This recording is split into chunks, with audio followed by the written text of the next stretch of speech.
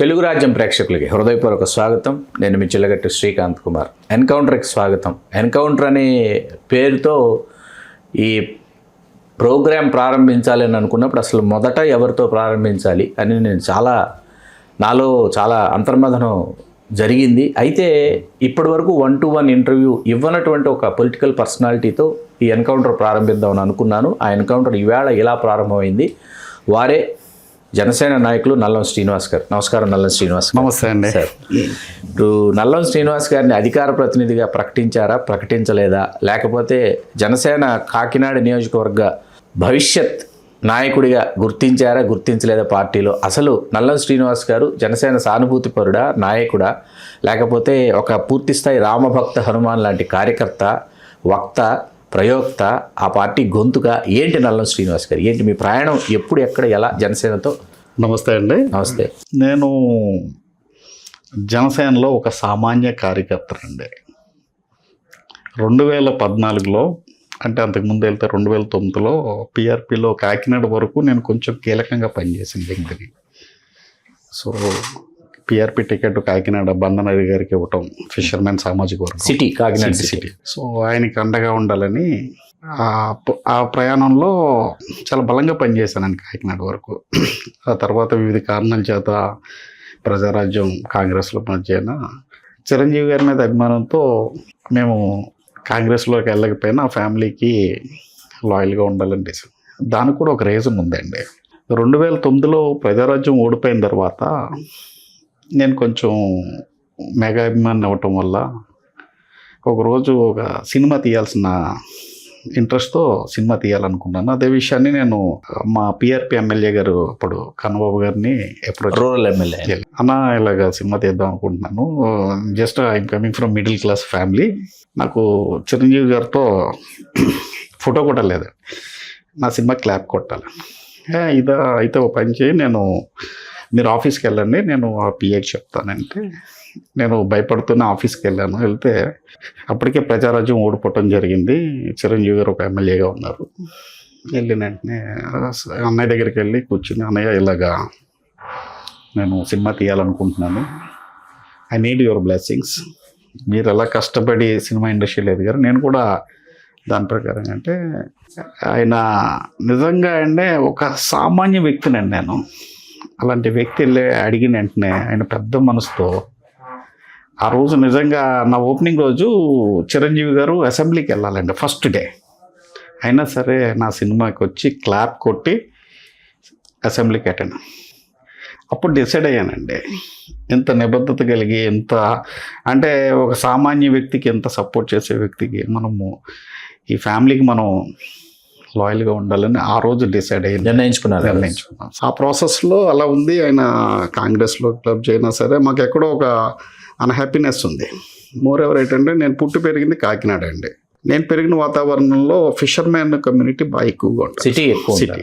అందువల్ల నా క్లాస్మేట్స్ కానీ వాళ్ళు కానీ నా కులం కాకపోయినా సరే నాకు సోదరులు ఎక్కువ ఫిషర్మెన్ కమ్యూనిటీ, సామాజిక.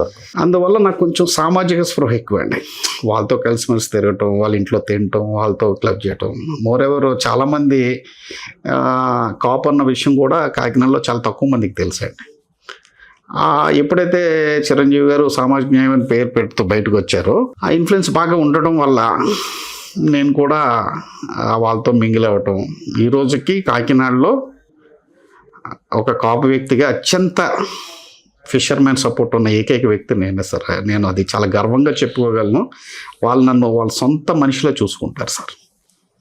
కాకినాడలో ఒక ఇష్యూ అయితే ఎంతమంది వస్తారో నాకు తెలియదు, కానీ మా జగన్నాథపురంలో నా సోదరులు చాలామంది ఉన్నారండి. అరే నల్లానికి వచ్చిందా ఆపద, ముందే వెళ్ళాలని నిలబడే వ్యక్తులు కొన్ని వేల మంది ఉన్నారండి.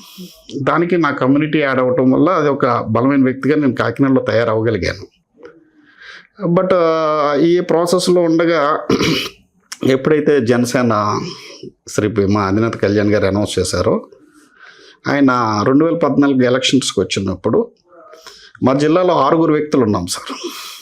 నేను, వై శ్రీనివాస్ అండ్ రాజమండ్రి, ఎర్నాగుల శ్రీనివాస్ గారు, మధు వీరేష్ గారు, ఆర్డిఎస్ ప్రసాద్ గారు, ఆర్డిఎస్ ప్రసాద్ గారు, మురళి గారు అండ్ కత్తిపూడి బాబీ, మేము 6 ఉన్నాం సార్.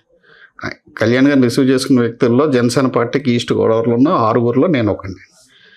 మా పరిధిలో మేము ప్రయత్నం చేశాము. దేవుడు అమలాపురం. అంటే ఆర్డిఎస్ అమలాపురం. అమలాపురం. మా పరిధిలో మేము పనిచేసాము. దేవుడు అనుగ్రహంతో ఆ రోజు టీడీపీ గవర్నమెంట్ ఫామ్లోకి రావటం, జస్ట్ కళ్యాణ్ గారు మాట ఇచ్చారు, మేము చేసాము, చేసి వెళ్ళిపోయాం తప్ప ఈరోజు యాక్టివ్ పాలిటిక్స్లో కానీ లేదంటే వేరే విషయాల్లో కానీ మేము ఇంటర్ఫేర్ అవ్వలేదు. కాకపోతే పార్టీ పెట్టారు సారు, ఆయనకి మనం బలంగా అండగా నిలబడాలి. ఇందులో నా స్వార్థం కూడా ఉంది సార్. ఒక వ్యక్తి, ఒక కాపు సామాజిక వర్గం నుంచి ఒక వ్యక్తి వచ్చినప్పుడు మనవంతు బాధ్యతగా ఎలాగ మనం కూడా సామాజిక న్యాయం అనే బేస్ మీద మనం వర్క్ చేసామనే ఫీలింగ్తో ఆ వ్యక్తికి బలంగా ఆయనకి ఉండాలనే ఒక కోరికతో కళ్యాణ్ గారికి మేము అండగా నిలబడాల్సిన పరిస్థితులు వచ్చాయండి. మేము ఆయనకి అండగా నిలబడిన కన్నా ఆయన మాకు అండగా నిలబడ్డారండి. ఈరోజు నేను ఇలా కూర్చున్నానంటే ఆయన పెట్టిన భిక్ష అండి. అంత గొప్ప వ్యక్తి నాయకత్వంలో పనిచేస్తున్నందుకు నేను చాలా గర్వపడతాను సార్. ఈ ప్రాసెస్లో ఈ 12 సంవత్సరాల్లో ఏ రోజు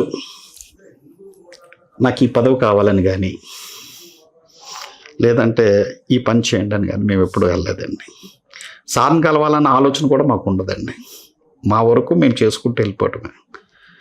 అదే క్రమంలో 2017లో మా గురువు గారు శ్రీ శివశంకర ప్రసాద్ గారికి సోషల్ జస్టిస్ అని విభాగం ఇచ్చారండి.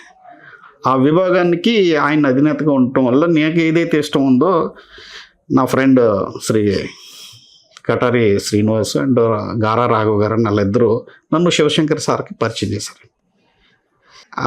ఆయన మహానుభావుడు ఏంటంటే సామాజికంగా చాలా బలమైన వ్యక్తి అండి. అంటే సామాజిక స్పృహ ఉన్న వ్యక్తి అండి. తన దగ్గర కొంతమంది స్టూడెంట్ని గ్యాదర్ చేసి ఫ్రీగా కోచింగ్ ఇచ్చి ఆ కోచింగ్ ద్వారా కొన్ని వేలాది మందిని ఉద్యోగులను తయారు చేసిన వ్యక్తి. అలాంటి వ్యక్తి దగ్గరకి వెళ్ళి సార్ నేను కూడా మీతో పనిచేస్తానంటే ఆయన చాలా సహృదయంతో నన్ను దగ్గర తీసుకుని సొంత బిడ్డలాగా నన్ను ఆదరించి ఆయన ఇచ్చిన ఇన్పుట్స్ని ఏదైతే ఉన్నాయో అన్నీ నేను తీసుకుని సో మా పరిధిలో మేము పార్టీకి అంటే మా కాన్సెప్ట్ ఏంటంటే పార్టీ ఒక వర్గానికే చేరువవుతుందన్న నానుడి నుంచి బీసీ ఎస్సీ ఎస్టీలు కూడా పార్టీలోకి రావాలి అన్న కాన్సెప్ట్ మీద సోషల్ జస్టిస్ వింగ్ తయారైంది. సుమారు ఆయనతో పాటు గింజాల శ్రీనివాస్ గారని యాదవ కమ్యూనిటీ ఆయనండి, ఆయనతో పాటు మేము ముగ్గురం చాలా బలంగా పనిచేసాం. ఆ రిపోర్ట్ కూడా కళ్యాణ్ గారికి ఇస్తే కళ్యాణ్ గారు కూడా మమ్మల్ని చాలా అప్రిషియేట్ చేశారు. సో మా ప్రస్థానంలో అదొక చాలా మంచి ఘట్టం అండి. It's a beautiful journey with him. God grace, నిజంగా దైవ రూపంలో ఆయన వచ్చారు. నేను పార్టీలో మెగా ఫ్యామిలీలో పక్కన పెడితే పార్టీలో నేను అత్యంతగా ఇష్టపడే వ్యక్తి మా గురువుగారు శివశంకర్ గారు, తమ్మిరెడ్డి శివశంకర్ గారు. ఆ తర్వాత బోల్సెట్ సత్య గారు. అంటే మేము ఇప్పుడు ఏది ఆశించలేదు సార్. ఆ టీంలో పార్టీకి పని చేసుకుని వెళ్ళిపోవటమే తప్ప కళ్యాణ్ గారి దగ్గరికి వెళ్ళాలి, ఫోటో తీసుకోవాలి, లేదంటే మాకు పదవి ఇలాగ ఎప్పుడు మేము ఆలోచించలేదు. మా ఆలోచన విధానం ఏంటంటే పార్టీని ఏ రకంగా సామాజిక ఆర్థికంగా ఏ రకంగా బలవంతంగా తయారు చేయాలి, ఆ రకంగా ఏ వ్యక్తులు తీసుకొస్తే పార్టీ బలోపేతం అవుద్ది, ఈ రకమైన ఇన్పుట్స్ ఇవ్వటం మా పరిధిలో మమ్మల్ని ఎంకరేజ్ చేశారు. ఆ రకంగా మా జర్నీ స్టార్ట్ అయింది సార్. ఒక అద్భుతమైన జర్నీ సార్. అదృష్టవశాత్తు 2019లో దురదృష్టవశాత్తు మేము ఓడిపోవటం, సింగిల్గా పోటీ చేసి తర్వాత 24కి అధినేత పిలుపు మేరకు మళ్ళీ మేము టీడీపీతో పనిచేయటం, ఇదంతా ఒక జర్నీ సార్.